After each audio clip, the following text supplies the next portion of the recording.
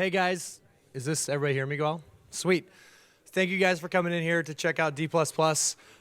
She was one of the first people I met on Clubhouse back in the day, and super educational. So as a Bitcoin miner, we're kind of dumb. We just, plug things in and point them at a pool and they run, and it's pretty simple. And then I got to learn about actually the technical side of everything that's going on with the Lightning Network. Built the pleb, this just amazing Lightning Network and getting everybody integrated, sending sats around, setting up all kinds of games with different social apps to make that happen, and actually growing the Lightning Network at a crazy rate. So she's done some pretty crazy, mind-blowing things as far as that's concerned.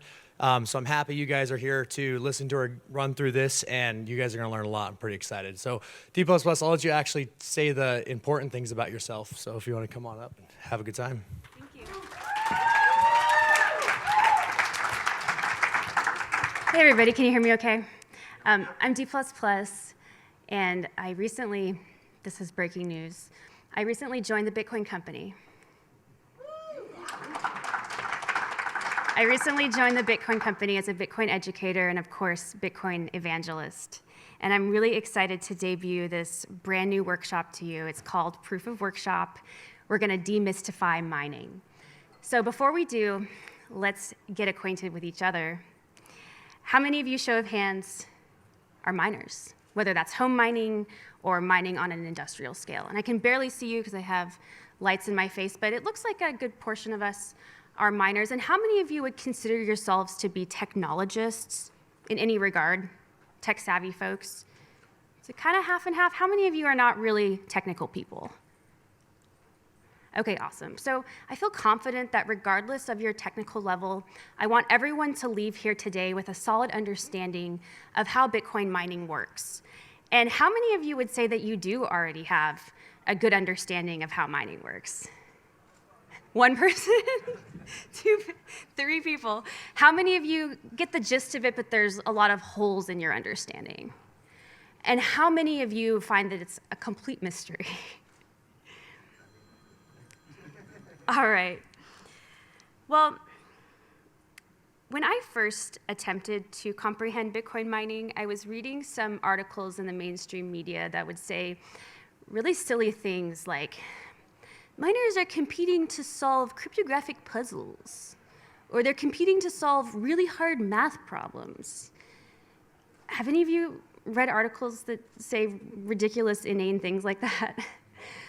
And it makes it more confusing, because what are these math problems that we're like, what does that mean?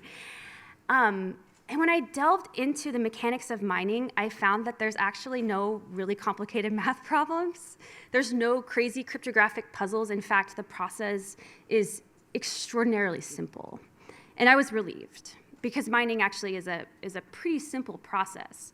To demonstrate how simple that process is, a show of hands, how many of you feel comfortable comparing two numbers to each other and ascertaining which one is larger and which one is smaller? Okay, can anybody not compare two numbers? So I think I was in second grade, we learned those comparison operators. It was introduced to us as an alligator that was hungry, and I think his mouth was gonna open up to the number that was larger. Is that how you guys learned? Yes? Okay, can anyone not compare two numbers? Just show of hands. Okay, so Fish, I am going to have to ask you to leave. I really want a 100% success rate today, and if you can compare two numbers, you can comprehend mining, and if you can't, unfortunately, we're going to have to ask you to leave. Sorry about that. So I'm going to get into the two numbers that we compare in Bitcoin mining, but before I do, and I'm so happy that we can all compare numbers. Before I do, I have to introduce one concept, and that is the concept of hashing. Now, show of hands, how many of you are familiar with hashing? And how many of you have actually never heard that word before? Okay, so let's talk about what hashing is. So a hash is a function. A function takes something in, and it spits something out. You with me so far? So let's talk about what goes in and what comes out. Now, what can go into a hash function? Actually, anything. the kitchen sink. I can give it a number, a word, a paragraph of text. I could input an entire book. I could input the entire contents of my entire hard drive. I can give any input of any variable length. But regardless of the size of the input, this hash function is always going to spit out a result of fixed length. And because the result is always of fixed length, you can think of a hash as being like a summary of that input, kind of like a fingerprint.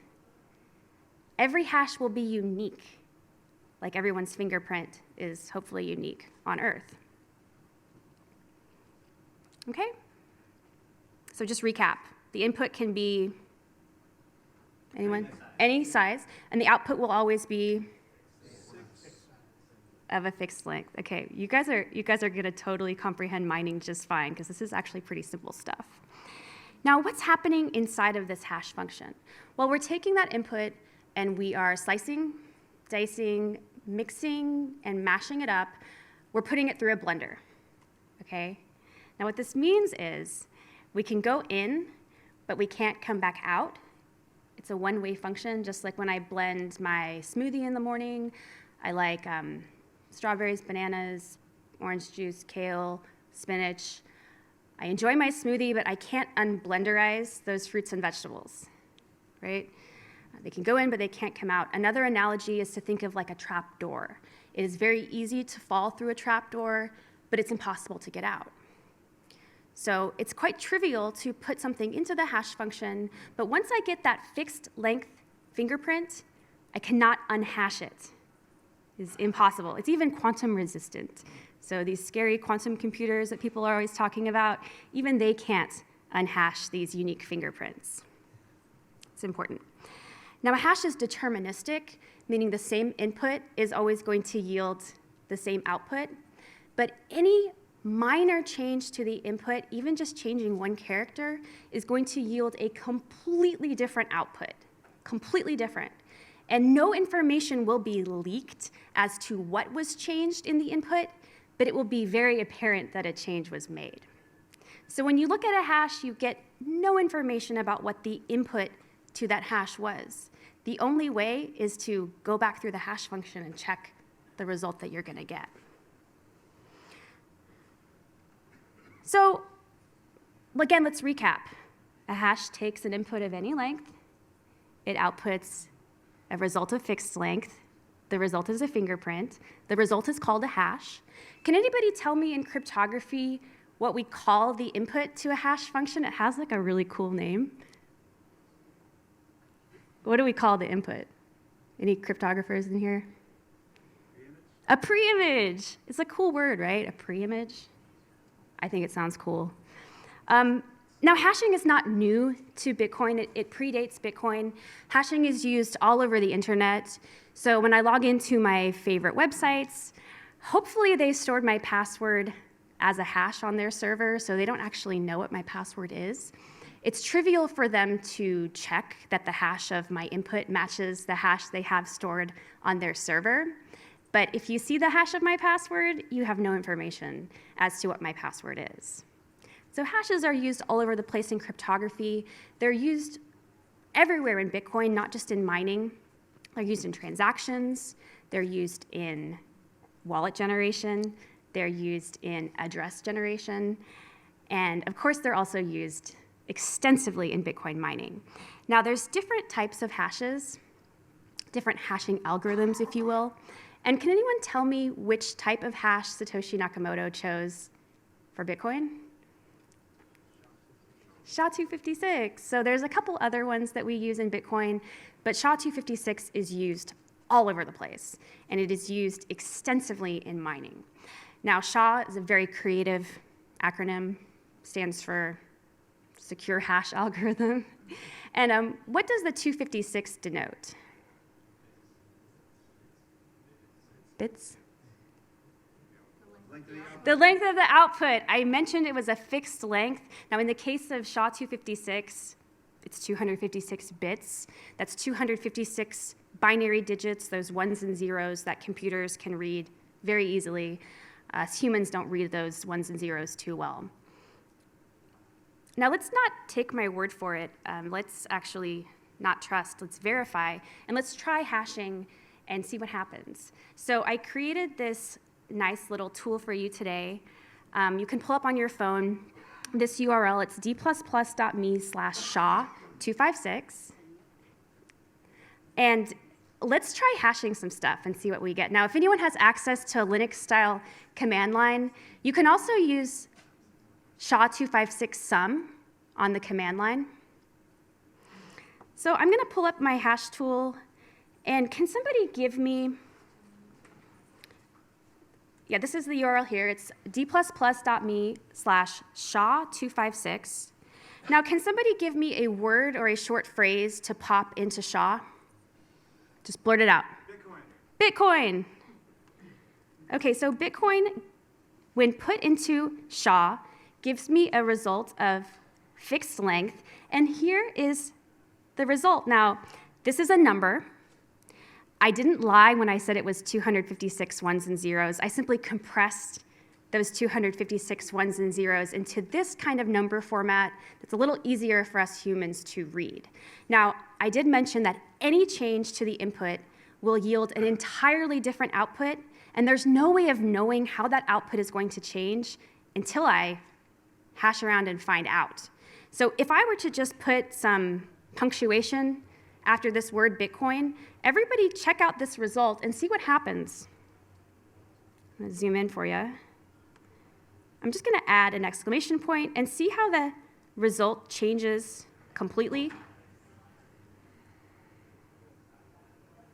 if you capitalize the letter. Okay, let's capitalize.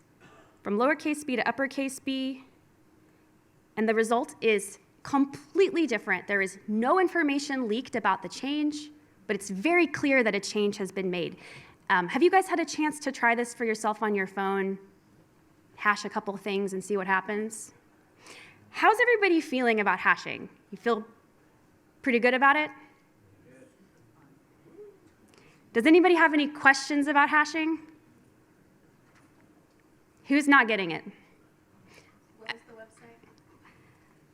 It's dplus+me/SHA-256.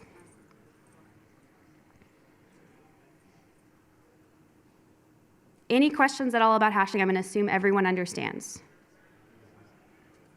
I think even fish is pretty good to go. We're ready to rock. Okay, well, if fish can understand, we can move on. Now, I mentioned that anything can go into SHA. So could I take an entire Bitcoin block and feed that into SHA? Yes, I could. Get someone to close the door. Thank you. Now, let's get back to how we started. The process of mining is a process of comparing two numbers. So what are those two numbers that we're going to compare? Well, the first number is going to be a hash of a whole Bitcoin block. The second number is going to be a given target. If the hash of our Bitcoin block, which is a number, is less than a given target, which is another number, guess what? We found a Bitcoin block. We found a Bitcoin block, and we get rewarded with the honor of being able to add our block to the immutable Bitcoin blockchain. We also get rewarded with Bitcoin to the tune of 6.25 just born baby Bitcoin, plus all the transaction fees for all the transactions included in our block. Now, this is a very simple process. We're hashing the block. We're checking to see if it's less than a given target. If it is, we found a Bitcoin block. There's no cryptographic puzzles or crazy math problems. This is a simple matter of comparison.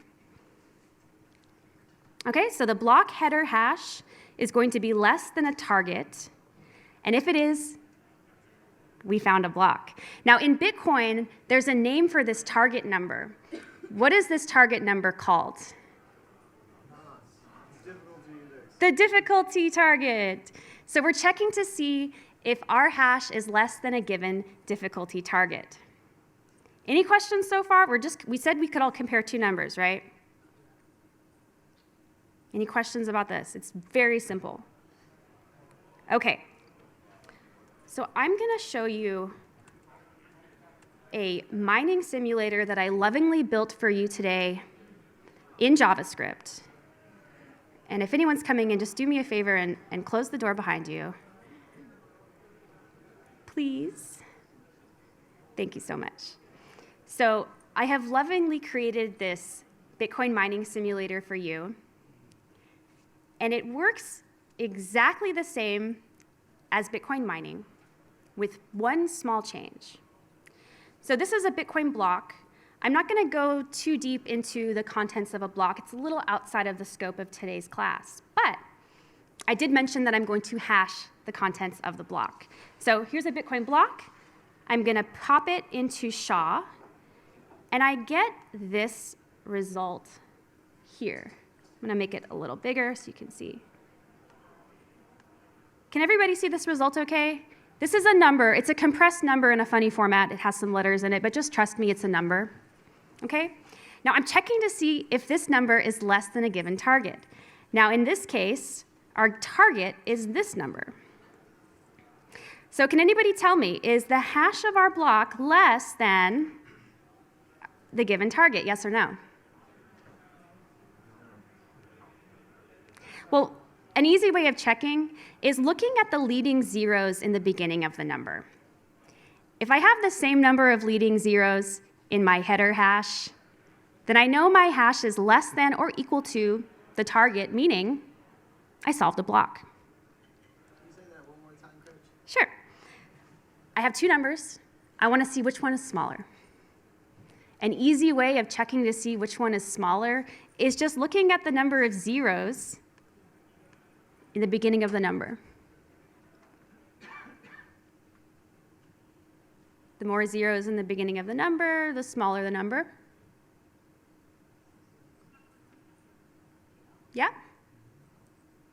Now, this is a funny number format because it has some letters in it. It's actually called hexadecimal. You don't need to know what that is. You're mostly just looking to see, is this number less than our given target? And in this case, it is not. Any more questions? Do we feel comfortable comparing these two numbers? Where does the target come from? That's a great question. Where does the target come from? So the target is set based on how many folks are currently mining Bitcoin. The more folks who are looking to find a Bitcoin block, the more difficult it is to find a block. Now, on the Bitcoin network, we like these blocks to come in around every 10 minutes. If more folks join the network to look for Bitcoin blocks, it gets harder to find them, meaning that target needs to be raised higher or set to be lower. Set to be lower. So the more people who are searching for Bitcoin blocks, the lower that target gets. The more leading zeros we pop in the front of that target. Now, in Bitcoin, the target is much smaller than what I have selected for us today. I have selected a very large number with only one leading zero, meaning we can try and find a block today by hand. Okay?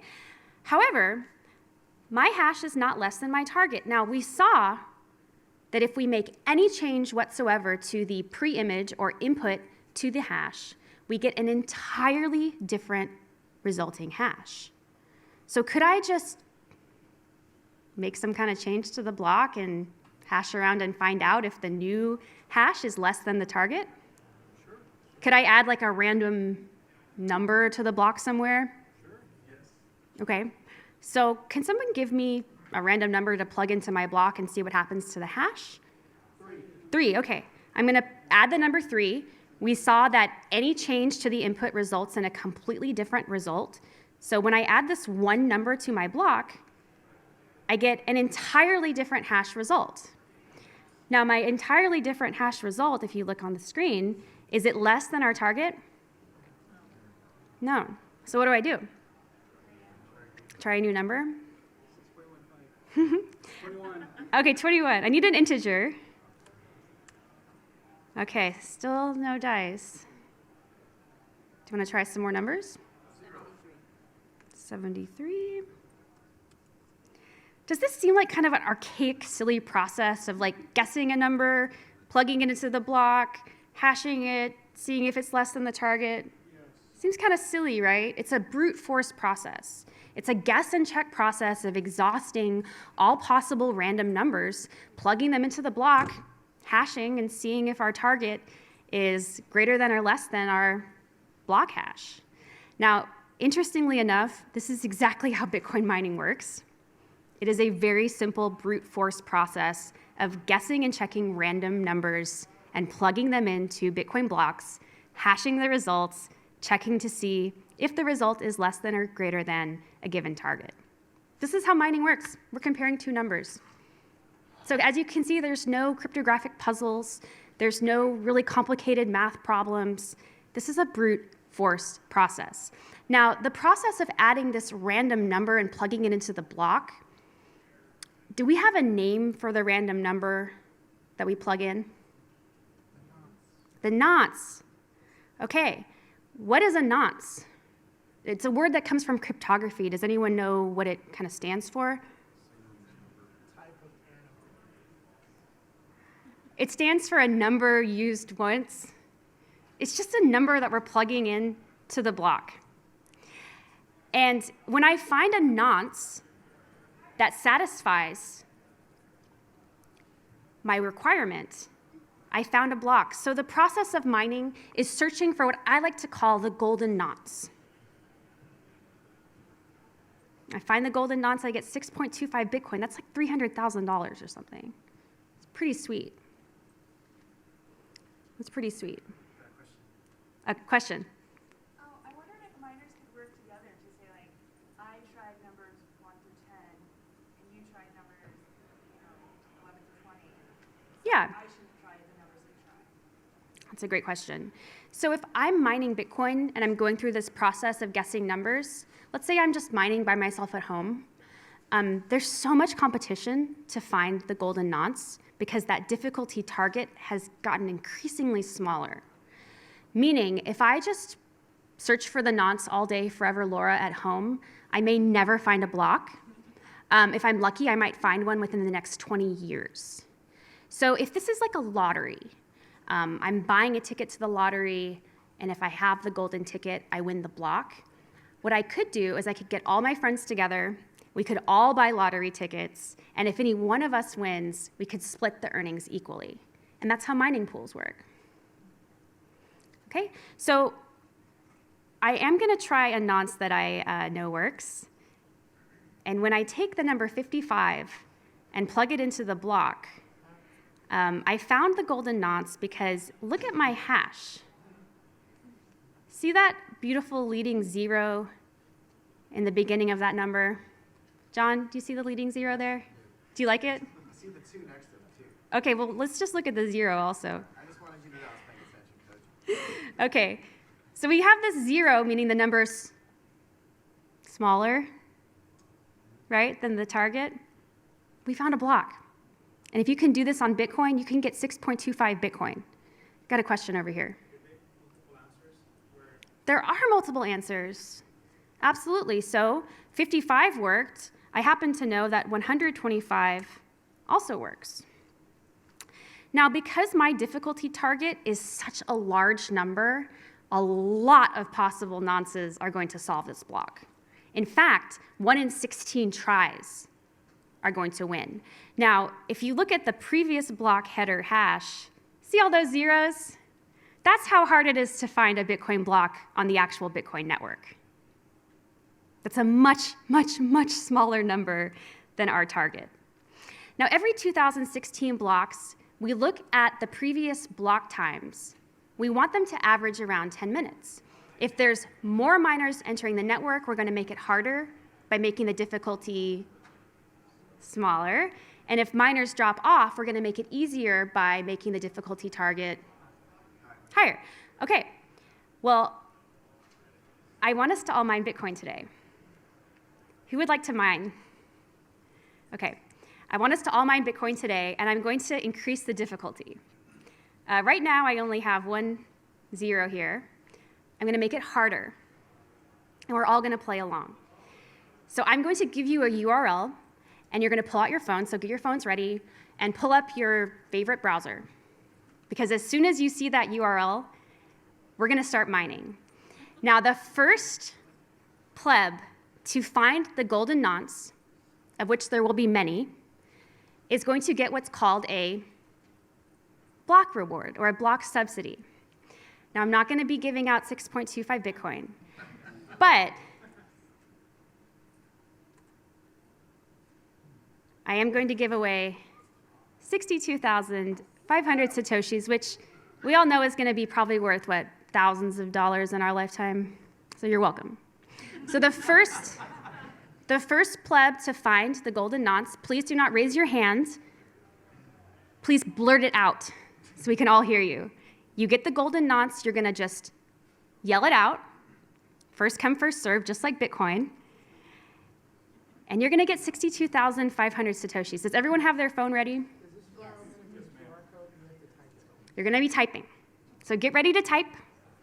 Get ready to type, because as soon as you see that URL, we're going to start. Can somebody pump it up? No, I mean, like, can someone pull up? I mean, can someone pull up YouTube or something? If someone wants to pull up a YouTube, we can pump it up. I'm not prepared with my my audio. It'd be great if someone could pump it up while we're mining. Does everyone have their browser open? Does everyone have their phone out? We're competing for 62,500 Satoshis. My simulator, by the way, I wrote for you in JavaScript. It works exactly the same as Bitcoin. It has the same SHA-256 algorithm. The only difference between my simulator and Bitcoin is the difficulty target. It's the same process. Oh, you're going to pump it up for me? Well, am I? When we see the URL, we're going to pump it up, and we're going to start mining. You're going to be guessing the nonce, okay, until you get the target that we're looking for. Is everyone ready?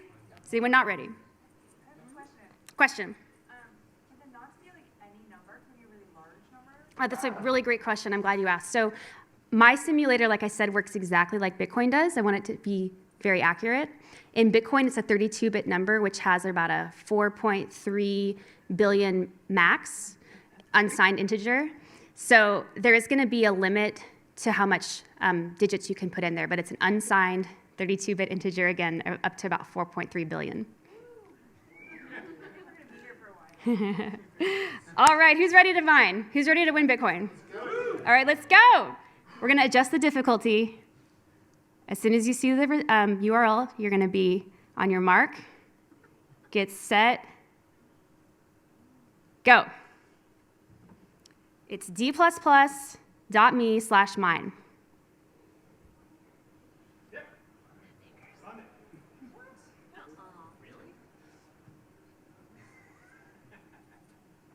You found the nonce. Okay, what is the nonce? We didn't even get to try. Okay, so 500, when plugged into the block, what's that? Is that a 51% attack? So did your hash yield a number that was less than the given difficulty target? Anna said it first. Anna found the bonds! Okay, wait, Anna, didn't your team win my last competition? That's not fair. No, it was a partner. But he was your partner. He got all the Bitcoin, I didn't. Oh, you didn't get the Bitcoin. Okay. So Anna found the block. Lucky number 67. Who thinks we should adjust the difficulty? Should we adjust it up? I want to make it harder to find a block. So what do I do to that difficulty target? Make it a smaller number. Okay, so who's ready to adjust the difficulty? And who's ready to get another block reward of 62,500 Satoshis? All right. Okay, so we're going to add more leading zeros. Excuse me? Yep. I found the nonce first with 500. So when I try 500, I get a hash that, for me, is not less than the target. 500 for me. He's got 500 up there. You see it? Are you on the same URL, d++.me/mine? Yeah, it's D plus. Were you at a different URL?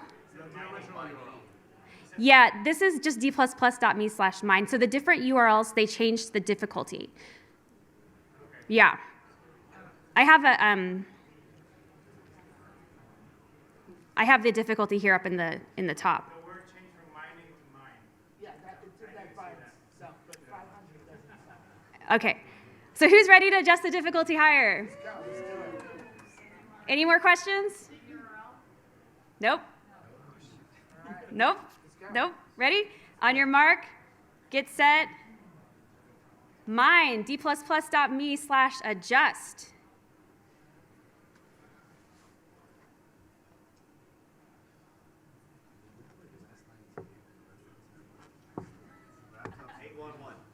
What? I still have never gotten it. Okay. We've got a kind of a big group. So you get 62,000 Bitcoin. 62,000 whole Bitcoin. I love it. So let's make it a little harder. Who's ready for the next difficulty adjustment?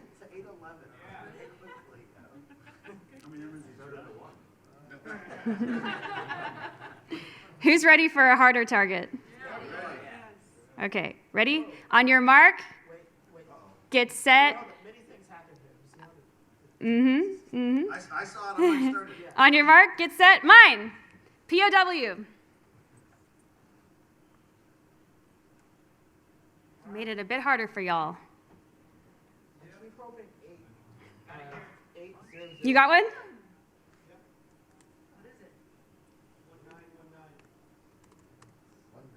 don't think that works. Nope. Probably on the old one.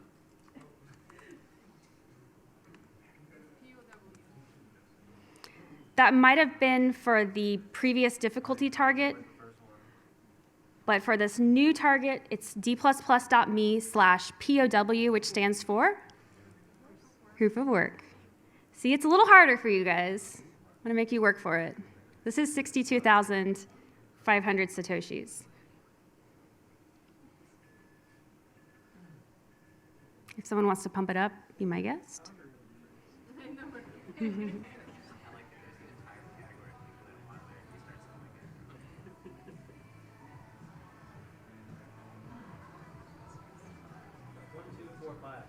Oh. All right. Very nice. How long did that one take? Longer than the millisecond that the rest of them took. And who got that one? Okay, so you're gonna come find me and get your Bitcoin? So we have 3 winners so far. Should we do one more? Yes. How many think we should do one more? Yeah. I'm gonna run out of Bitcoin. Question. In real life, who sets the difficulty? Good question. So in real life, the Bitcoin protocol, it looks at the length of the previous 2016 blocks, and it wants them to be around 10 minutes on average. It does a simple calculation to adjust that difficulty target either up or down, depending on the block length. Question? How does it keep time if it has no minutes? There's a timestamp. Actually, I built that in for you guys. So, that's a good question. So see, I have the timestamp here in my block header. Bitcoin uses something called a median block time. It looks at the last 11 blocks and kind of averages them out. So if there is anyone that doesn't have a very accurate time, then that kind of gets averaged together. And there also is kind of a variance. If your network clock is off by too much, then it's not going to be accepted. I think it's like, does anyone know it's like a couple hours or something? Any more questions? Who wants to mine another block?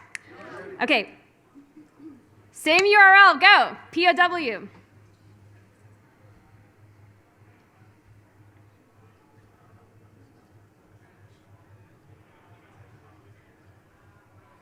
Just blurt out that nonce.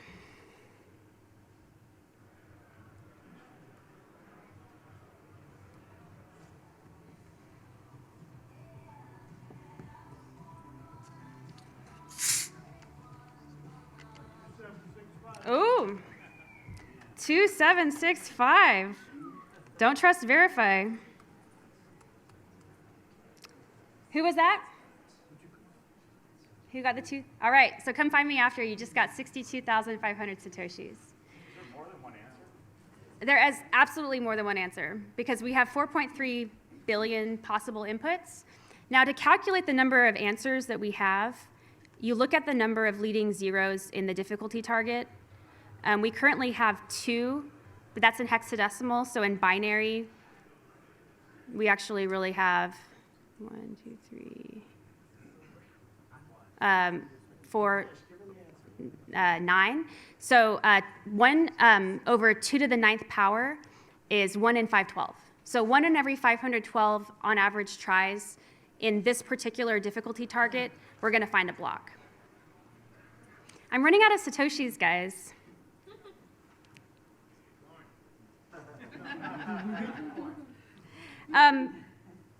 Does everyone feel like you have a better understanding of how mining works? Yes. It's a simple guess and check brute force process. It's kind of an archaic process because when you plug a nonce into a block, you don't know what the hash is going to be unless you actually try hashing. You cannot predict what the output is going to be of a hash. And that's the gist of it. Again, my simulator works in the exact same way as the Bitcoin network, except I only have 2 leading zeros here. And with the current difficulty target in Bitcoin, we have a lot more zeros, meaning we cannot check this process by hand as we did today. Are there any additional questions? Is anyone confused about how mining works? I have a question. Go ahead. Kind of to the question that was asked earlier. Are the miners not able to share the records and accounts that were already guessed? It doesn't seem like the number, once it's used and found, that it gets smaller, is ever used again. So they're not able to share records of previous guesses. Right, so the mining pool operators are going to make some adjustments to the block. The pool operator actually builds the block, and the miners in the pool will be guessing nonces. Now, I mentioned that the nonce is actually only up to 4.3 billion.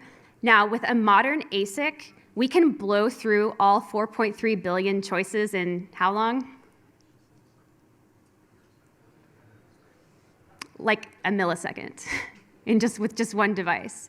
So this 32-bit nonce is actually in no way going to be enough space to search through, meaning the pool operator is going to also change something in the body of the block in the Coinbase, which is that special transaction that awards the Bitcoin to the winning miner. So the pool operator is going to add what's called an extra nonce into the Coinbase. This is not actually a formal part of the Bitcoin specification, but it's what everyone does. There's no kind of formal length of how long that extra nonce can be. But I'm pretty sure Satoshi, when they were solo mining the first few Bitcoin blocks, was actually using an extra nonce, even back then. Any more questions? And the extra nonce is So the reason we use an extra nonce is because this 32-bit number in the header is actually quite small. 4.3 billion guesses can be done very quickly in just a tiny fraction of a second. So we need to change something else in the block to continue trying to find that hash that's less than our given target, meaning we need to mess around somewhere here in the body of the block, add something extra down there. This is kind of in the weeds. It's not really super necessary to understand how mining works, but I was just trying to kind of talk a little bit about how pool operators work. Yeah, JC.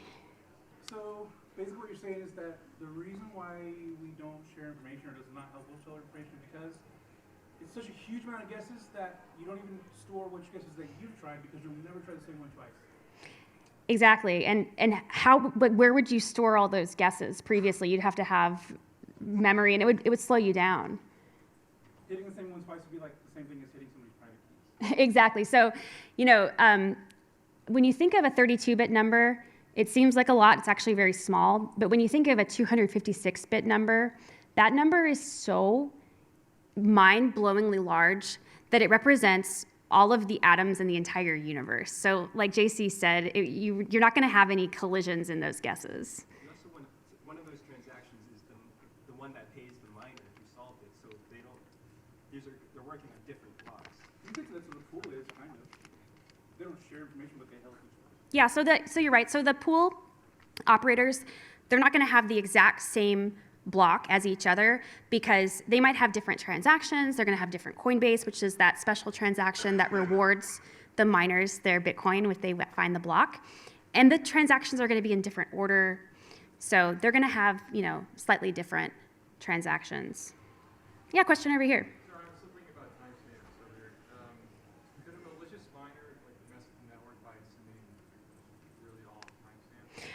There is, so like I said, and I wish I knew, but there is a range. Your timestamp has to be within a couple hours or something. I don't know off the top of my head, but you can't change it too far off of what, it actually is. I'm not sure about that. Yes, you can. If all the miners agreed to slowly change their clocks, they could change because Bitcoin doesn't know what time it is. It's only what those computers report. It'd be hard to benefit from it, though. Yeah. Is it like average? Do they take a bunch of It looks at the median average of the previous 11 blocks. Yeah, any more questions? Who feels better about mining? Who feels that mining's been demystified? Who thinks that mining is actually way simpler than you could have ever imagined? It's a brute force process of guessing numbers and then comparing the results. There's no cryptographic puzzles. There's no complicated math problems. If you can compare two numbers, you can understand mining. Question over here. When you said that you can go through all the nonces really quickly, does that mean that that block you created is worthless? I mean, it's non-solvable? Yeah, so well, we're getting a little in the weeds here because I'm trying to be very accurate in that I built a block header that has all the same information as a real Bitcoin block. Technically, the nonce in a real Bitcoin block cannot be very large. So the way that mining works, if you want to get really specific, is we put an extra nonce in the body. It's a little in the weeds. It doesn't really matter. The bottom line is we're finding random numbers that when plugged into the block yield a result that's less than a target. That's all you need to know. Question over here. Are these links going to be available for a little while, or? Sure, d++.me/POW. Have at it. Any more questions? All right. Does anyone not understand how mining works after today? We kicked them out. Okay, good. So we have a 100% success rate. Well, thank you guys so much for coming. I hope you enjoyed it.